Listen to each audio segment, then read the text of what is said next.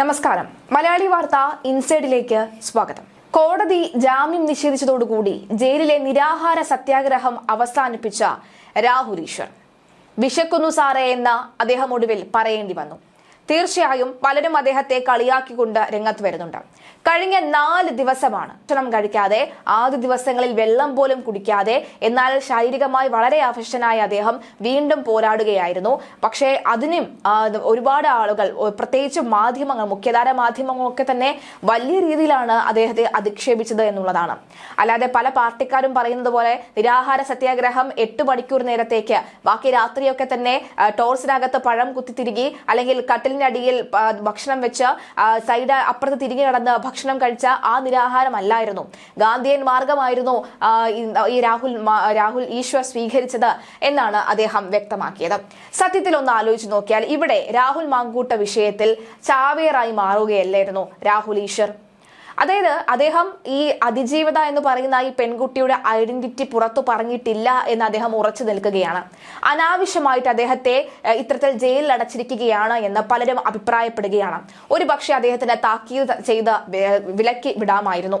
അതുമല്ല, അദ്ദേഹത്തിനെ ഒന്ന് ഉപദേശിച്ച് പറഞ്ഞു വിടാമായിരുന്നു. അതുമല്ല, ഇനി നിങ്ങൾ ഇത്തരത്തിലുള്ള വാർത്തകൾ സ്വീകരിച്ചാൽ കൃത്യമായ നടപടി എടുക്കുമെന്ന് ഉപദേശിച്ച് വിടാമായിരുന്നു അദ്ദേഹത്തെ. പക്ഷേ ഇത്തരത്തിലുള്ള കാര്യങ്ങൾ പറഞ്ഞാൽ, അതായത് രാഹുൽ ഈശ്വർ ഇത്തരത്തിൽ തുറന്നടിച്ചു കഴിഞ്ഞാൽ അദ്ദേഹത്തെ കോടതി ഇത്തരത്തിൽ ശിക്ഷിക്കുകയും അദ്ദേഹം ജയിലിൽ കിടക്കുകയും ചെയ്തിരുന്നു. പല മാധ്യമങ്ങളും പല സോഷ്യൽ മീഡിയ ഇൻഫ്ലുവൻസർമാരും അല്ലെങ്കിൽ ഇത്തരത്തിൽ വിമർശനം ഉന്നയിക്കുന്നവരും ഇത് കണ്ട് ഭയന്നു. ഇത് തന്നെയായിരുന്നു അവർക്കും വേണ്ടിയിരുന്നത്. കാരണം നമ്മുടെ സമൂഹത്തിലും രാഹുൽ ഈശ്വറിനെ പോലെയുള്ള 1-2 ആളുകളെങ്കിലും വേണം. കാരണം അത്രയും ശക്തമായി, അത്രയും തുറന്നു പറഞ്ഞ നിലപാട് പറയാൻ ധൈര്യം കാണിക്കുന്ന ഒന്നിലധികം ആളുകളോ വേണ്ടതാണ് താനും. കാരണം അങ്ങനെ ഒന്നും പറയാതെ എല്ലാം കണ്ണടച്ച് എല്ലാം അവർക്ക് സപ്പോർട്ടീവായി ചെയ്തുകൊണ്ടിരുന്നാൽ പിന്നെ എങ്ങനെയായിരിക്കും, അല്ലെങ്കിൽ എവിടെയായിരിക്കും നമ്മുടെ നാട് ചെന്ന് അവസാനിക്കുക? ഇത് തന്നെയായിരുന്നു അവരുടെ നീക്കവും. അതായത് പ്രതികരിക്കുന്നവരുടെ വാ മൂടിക്കെട്ടാനുള്ള ശ്രമത്തിന്റെ മറ്റൊരു തലം. പുറമേ നോക്കിക്കഴിഞ്ഞാൽ നിയമപരമായി നടപ്പിലാക്കി, എന്നാൽ അകമയ്ക്ക് പോയി കഴിഞ്ഞാൽ എന്തൊക്കെയാണ് സംഭവിക്കുന്നതെന്ന് പറയാൻ കഴിയില്ല.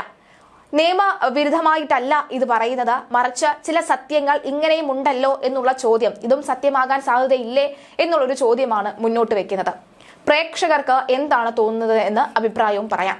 എന്തായാലും രാഹുൽ ഈശ്വർ മാപ്പ് പറയുകയാണ്. കണ്ടോ, രാഹുൽ ഈശ്വറിനെ കൊണ്ടുപോലും മാപ്പ് പറയിച്ചിരിക്കുകയാണ്. അപ്പോൾ ഇങ്ങനെ ഇനി പ്രതികരിക്കാൻ ആരും സമൂഹത്തിൽ ഇറങ്ങി വരികയില്ല, തുറന്നു പറച്ചിലുകൾ ഉണ്ടാവുകയില്ല, മുഖത്ത് നോക്കി ഈ അടിച്ചു പറയാനും ആളുണ്ടാവുകയില്ല. അപ്പോൾ പലതും ഇവിടെ സംഭവിച്ചുകൊണ്ടേയിരിക്കും. സുപ്രീം കോടതിയിലേക്കോ ഹൈക്കോടതിയിലേക്കോ പോയി കഴിഞ്ഞാൽ ഈ കേസ് തന്നെ ആകെ മാറി മറിയുന്ന സാഹചര്യം ഉണ്ടാകും. രാഹുൽ മാങ്കൂട്ടം ചെയ്ത തെറ്റിനെ ഒരിക്കലും ന്യായീകരിക്കുന്നില്ല. MLA എന്ന നിലയിൽ, ജനപ്രതിനിധി എന്ന നിലയിൽ ചെയ്ത തെറ്റിന് ശിക്ഷ അനുഭവിക്കുക തന്നെ വേണം. പക്ഷെ അപ്പോഴും മറുവശത്ത് ഉള്ള ചില സത്യങ്ങൾ മൂടി വെച്ചുകൊണ്ട് ഒരാളെ മാത്രം കുറ്റക്കാരനാക്കുന്നത് ശരിയാണോ എന്ന ചോദ്യവും കൂടിയാണ് പലരും ഉന്നയിച്ചത്. ദീപ രാഹുൽ ഈശ്വർ ചോദിക്കുന്നുണ്ട്, ഇവിടെ ആരാണ് ഇര എന്നുള്ളത്? ഇവിടെ ആരാണ് ഇര എന്ന് ഇപ്പോഴും വ്യക്തമായിട്ടുണ്ടോ? ഇല്ല. ഒരു പെൺകുട്ടി അത് അതിജീവിക്കുമ്പോൾ അത് പെൺകുട്ടിയെ ഒരു ഇരയായി നിങ്ങൾ നേരത്തെ മുദ്ര കുത്തി കഴിഞ്ഞു. അങ്ങനെയല്ലല്ലോ വേണ്ടത്. പക്ഷെ പലരും പറയുന്നു സത്യത്തിൽ ഇവിടെ ഇരയാകുന്നത് രാഹുൽ ഈശ്വർ ആണെന്നാണ്. എന്തായാലും ഇര ആരാണ് എന്നുള്ള വാദപ്രതിവാദങ്ങൾ നടന്നുകൊണ്ടിരിക്കുകയാണ്. ഒപ്പം ദീപ രാഹുൽ ഈശ്വർ പറഞ്ഞ മറ്റൊരു കാര്യം, എന്നെ പലരും ഇപ്പോൾ സ്ത്രീ വിരോധിയായിട്ടാണ് മുദ്ര കുത്തുന്നത്. അത് കേൾക്കുമ്പോൾ എനിക്ക് വലിയ സങ്കടം തോന്നാറുണ്ട് എന്നാണ് ദീപ രാഹുൽ ഈശ്വർ പറയുന്നത്. നിയമപരമായി നിയമത്തിന് മുന്നിൽ ആണെന്നോ പെണ്ണെന്നോ വ്യത്യാസമില്ല. അപ്പോൾ പിന്നെ എങ്ങനെയാണ് ഒരു സ്ത്രീ വിരോധിയായി മാറുന്നത്? നിയമം എല്ലാവർക്കും തുല്യമാകണമെന്ന് വാദിക്കുമ്പോൾ എങ്ങനെയാണ് സ്ത്രീ വിരോധിയായി മാറുന്നത്? അപ്പോൾ അങ്ങനെ മുദ്ര കുത്തുമ്പോൾ തന്നെ ഇവിടെ ഒരു കാര്യം പറഞ്ഞു വെക്കുകയല്ലേ, നിയമം സ്ത്രീകൾക്ക് മാത്രം അത് വഴങ്ങിക്കൊടുക്കുന്നു, അല്ലെങ്കിൽ നിയമം സ്ത്രീകൾക്ക് മാത്രമുള്ളതാണ് എന്നുള്ള പറച്ചിലല്ലേ അവിടെ ഉണ്ടാകുന്നത്. അപ്പോൾ രാഹുൽ ഈശ്വറും ഇപ്പോൾ കോടതിയോട് മാപ്പ് പറഞ്ഞിരിക്കുകയാണ്. ഇനി താൻ ഇത്തരത്തിലുള്ള വീഡിയോ ചെയ്യുകയില്ല എന്നാണ് പറയുന്നത്. രാഹുലും യൂട്ടേൺ അടിച്ചിരിക്കുകയാണ്. രാഹുലിനെ കൊണ്ട് അത്തരത്തിലുള്ള നിലപാട് എടുപ്പിച്ചിരിക്കുകയാണ് എന്നാണ് പറയാൻ കഴിയുന്നത്. ആഹാരം കഴിക്കാമെന്ന് ജയിൽ അധികൃതരെ അറിയിക്കുകയായിരുന്നു. ആശുപത്രി സെല്ലിൽ കഴിയുന്ന രാഹുൽ വിശക്കുന്നുവെന്ന് ഉദ്യോഗസ്ഥരോട് പറയുകയും തുടർന്ന് ഉദ്യോഗസ്ഥർ ഭക്ഷണം വാങ്ങി നൽകുകയുമാണ് ചെയ്തത്. ദോശയും ചമ്മന്തിയും ഒക്കെ കഴിച്ചുകൊണ്ടാണ് നിരാഹാരം അവസാനിപ്പിച്ചത്. 7 മണിയോടെ ഇന്നോടെയാണ് നിരാഹാരം അവസാനിപ്പിച്ചത്. ഇന്നലെ ജാമ്യം നിഷേധിച്ചതോടുകൂടി രാഹുൽ ഈശ്വറിന്റെ പിന്മാറ്റം വരികയായിരുന്നു. അപകീർത്തികരമായ പോസ്റ്റുകൾ പിൻവലിക്കാമെന്ന് നേരത്തെ കോടതിയിലും അറിയിച്ചിരുന്നു. നിലവിൽ തിരുവനന്തപുരം മെഡിക്കൽ കോളേജ് ആശുപത്രിയിലാണ് രാഹുൽ ഈശ്വർ ഉള്ളത്. രാഹുൽ മാങ്കൂട്ടത്തിനെതിരെ പരാതി നൽകിയ യുവതിയെ സമൂഹ മാധ്യമത്തിലൂടെ അപമാനിച്ചെന്ന കേസിലാണ് രാഹുൽ ഈശ്വർ അറസ്റ്റിലായതോടെ ജയിലിൽ നിരാഹാര സമരം തുടരുകയായിരുന്നു. കോടതി ജാമ്യം നിഷേധിച്ചതോടുകൂടിയാണ് തീരുമാനത്തിൽ നിന്ന് പിന്മാറിയത്. അഡീഷണൽ ചീഫ് ജുഡീഷ്യൽ മജിസ്ട്രേറ്റ് കോടതിയാണ് ജാമ്യം നിഷേധിച്ചത്. 7 ദിവസമായി രാഹുൽ ജയിലിലാണ്. രാഹുൽ ഈശ്വർ നൽകിയ ജാമ്യ ഹർജി കോടതി തള്ളിയിരുന്നു. തിരുവനന്തപുരം 1ാം ക്ലാസ് മജിസ്ട്രേറ്റ് കോടതിയാണ് ഹർജി തള്ളിയത്. കേസിലെ FIR വായിക്കുക മാത്രമാണ് വീഡിയോയിൽ ചെയ്തതെന്നും പരാതിക്കാരിയെ അവഹേളിക്കുന്ന ഒന്നും ഇതിൽ ഇല്ലെന്നും രാഹുൽ ഈശ്വർ വാദിച്ചിരുന്നു. പോസ്റ്റ് പിൻവലിക്കാമെന്നും രാഹുലിന്റെ അഭിഭാഷകൻ വാദിച്ചു. എന്നാൽ രാഹുൽ അന്വേഷണവുമായി സഹകരിക്കുന്നില്ലെന്നും വീണ്ടും കസ്റ്റഡി ചോദ്യം ചെയ്യേണ്ട ആവശ്യമുണ്ടെന്നും പ്രോസിക്യൂഷൻ വാദിച്ചു. ഇരകളെ അവഹേളിച്ച് മുമ്പും രാഹുൽ പോസ്റ്റുകൾ ഇട്ടിട്ടുണ്ടെന്നും ഈ കേസിൽ ജാമ്യം അനുവദിക്കുന്നത് സമൂഹത്തിന് തെറ്റായ സന്ദേശം നൽകുമെന്നും പ്രോസിക്യൂഷൻ വാദിച്ചു. ഇത് കണക്കിലെടുത്താണ് കോടതി ഹർജി തള്ളിയത്. രാഹുൽ ഈശ്വറെ കസ്റ്റഡിയിൽ ചോദ്യം ചെയ്യാനാണ് അന്വേഷണ സംഘത്തിന്റെ തീരുമാനം. ഇതിനായി അഡീഷണൽ മജിസ്ട്രേറ്റ് കോടതിയിൽ പോലീസ് കസ്റ്റഡി അപേക്ഷ നൽകും. രാഹുൽ മാങ്കൂട്ടത്തിന്റെ കേസിന്റെ FIR വീഡിയോയിൽ വായിക്കുക മാത്രമാണ് ചെയ്തതെന്നാണ് രാഹുലിന്റെ അഭിഭാഷകൻ കോടതിയിൽ പറഞ്ഞത്.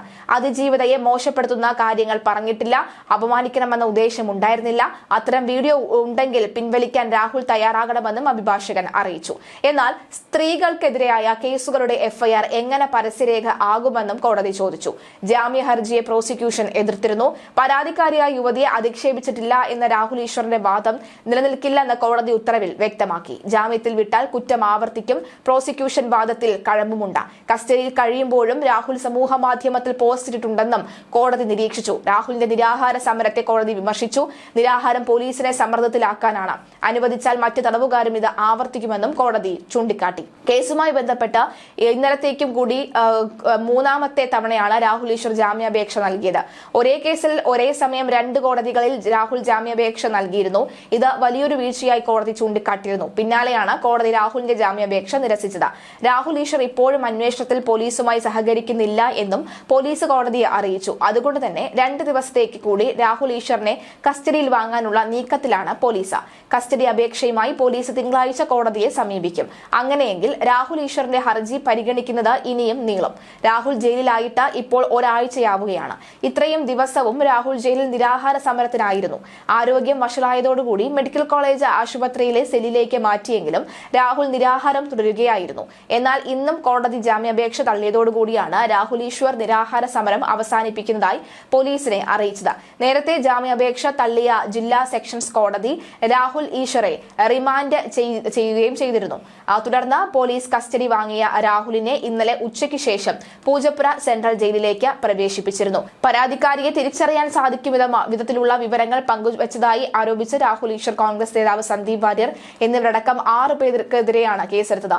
യുവതിയുടെ വ്യക്തിത്വം വെളിപ്പെടുത്തൽ, സ്ത്രീത്വത്തെ അപമാനിക്കൽ, ഭീഷണിപ്പെടുത്തൽ, ഇലക്ട്രോണിക് ഉപകരണങ്ങളുടെ ദുരുപയോഗം എന്നീ വകുപ്പുകളാകും ചുമത്തിയിരുന്നത്. 2 വർഷം വരെ തടവ് ശിക്ഷ ലഭിക്കാവുന്ന വകുപ്പുകളാണ് ഇവ. എന്തായാലും രാഹുൽ മാങ്കൂട്ടത്തിന് എതിരായ കേസിൽ പരാതിക്കാരുടെ വിവരങ്ങൾ വെളിപ്പെടുത്തിയ കേസിലാണ് രാഹുൽ ഈശ്വർ അറസ്റ്റിലായത്. എന്തായാലും അന്വേഷണത്തിന്റെ ഈ ഘട്ടത്തിൽ ജാമ്യം നൽകുന്നത് ശരിയല്ല എന്ന് വ്യക്തമാക്കിയ കോടതി പ്രോസിക്യൂഷൻ വാദങ്ങൾ തള്ളിക്കളയാനാവില്ല എന്നാണ് ചൂണ്ടിക്കാട്ടിയത്. രാഹുൽ ഈശ്വറിന് ജാമ്യം നിഷേധിക്കുന്നതിൽ പ്രോസിക്യൂഷൻ ഉന്നയിച്ച വാദങ്ങൾ നിർണായകമായി. പീഡനത്തിന് ഇരയായ പെൺകുട്ടികളെ രാഹുൽ ഈശ്വർ ആദ്യമായല്ല മോശമായി ചിത്രീകരിക്കുന്നത്. ഇതിനു മുൻപും ഇത്തരത്തിലുള്ള കേസുകൾ രാഹുലിനെതിരെ ഉണ്ടായിട്ടുണ്ട്. രാഹുൽ ഈശ്വർ സ്ഥിരമായി ഇങ്ങനെ ചെയ്തുകൊണ്ടിരിക്കുന്നു. ഈ കേസിൽ ജാമ്യം നൽകിയാൽ പൊതുസമൂഹത്തിന് തെറ്റായ സന്ദേശം നൽകുമെന്നും പ്രോസിക്യൂഷൻ വാദിച്ചു. ഈ വാദങ്ങൾ അംഗീകരിച്ചാണ് കോടതി ജാമ്യാപേക്ഷ തള്ളിയത്.